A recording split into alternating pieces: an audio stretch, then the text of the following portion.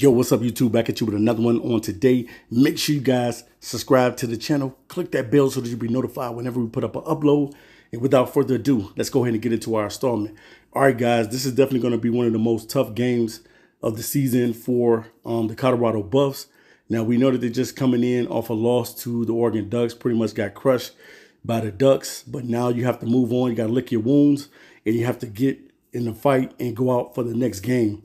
Now, you put everything behind you, but at the same time, going into this game, there's some things that you probably want to tweak and you probably want to do. The offensive line has to get better.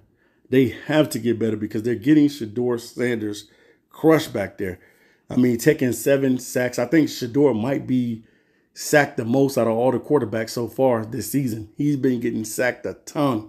So definitely, man, you want to be able to make sure that you keep your quarterback healthy, keep him in a clean pocket, and let him be able to establish the things that he normally does out on the football field. And that's being able to put up great numbers and doing the things that Shedeur Sanders do. And that's doing the Shedeur. But at the same time, you don't want to be a one-dimensional football team. And that's what Colorado kind of has become. They're kind of relying too heavy on the pass. And they're not really looking at the run to establish the run game. You have to be a balanced attack. If from going forth from this game, from the USC game all the way to the end of the season, you got to be a balanced attack. It just can't be Shedeur going out there and tossing the football around 40 to 50 times in a game. It has to be a run game established if you want to be able to beat some of these teams. And definitely, man, I'm glad that Alton McCaskill is back. He did get a few carries towards the end of the game, but that's just not going to be enough. You're going to have to put him in early in this football game against USC. And I would definitely like to see him and Dylan in the backfield. Maybe you can have some plays where Dylan goes in motion out of the backfield and kind of like do some things, give them a different look. No, don't give them the same look that that they normally see from Colorado, and that's just Shedeur passing the football and Dylan trying to block somebody because Dylan is not that big. He's going to have to put some pounds on. I believe Dylan is probably like, what, 170, 180, something like that. So he's going to have to get a little bit bigger. But Alton McCaskill, one thing I did see from him out of that Oregon game is that he can block. I saw him throw a block for Shedeur when Shedeur was scrambling. And I was like, man, this kid can block. That's good. And he got the size. He's about 6 foot, 6'1", 200 plus pounds. And it's time to put Alton McCaskill out there and let him do his thing, man. I want to see this kid get an opportunity.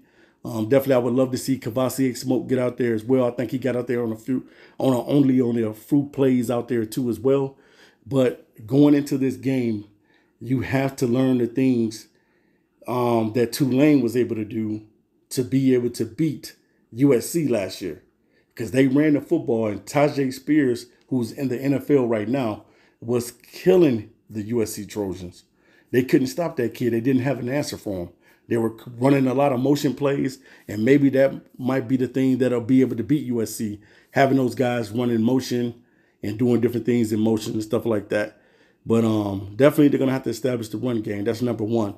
Number two, being able to have 2 backs in the backfield, let one of those guys motion out. The Buffs are going to have to get Alton McCaskill in the game early instead of late like they did last time. Let this guy go out there. He's healthy now.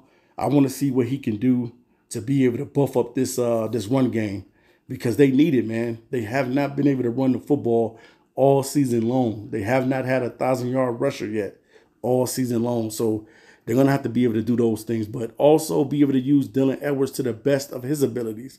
And you know what he's best at. He's best at catching the football out of the backfield. He can go into the slot and catch the ball in the slot. He can run reverses, whatever you got to do to be creative, to be able to get Dylan Edwards the ball in his hand and create space for him, because he's good in space. That's one thing that I know about Dylan Edwards since I've been watching him, is that this kid is good in space. So if they create the lanes for him, definitely he can take it all the way to he's a home run threat to take it to the house. That 4.3 speed, you love it. But you want to see Alton McCaskill get out there too as well, because I think both of those guys will be able to mix it up and do well. Now, there's no knock to Wilkerson and Hankerson, but it's not moving the needle. They're not moving the needle. They don't have too many explosive runs from either of those guys. So I think that it's just time to go in a different direction. Not saying that you have to just get rid of those guys and not play them anymore, but just saying it's trying to change up some things. You got to get that run game established.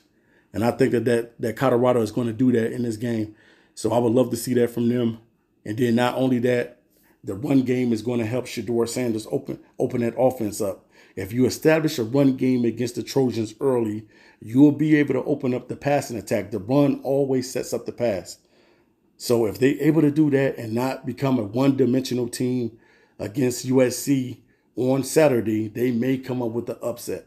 But you can't be one-dimensional. Got to get it done. Peace.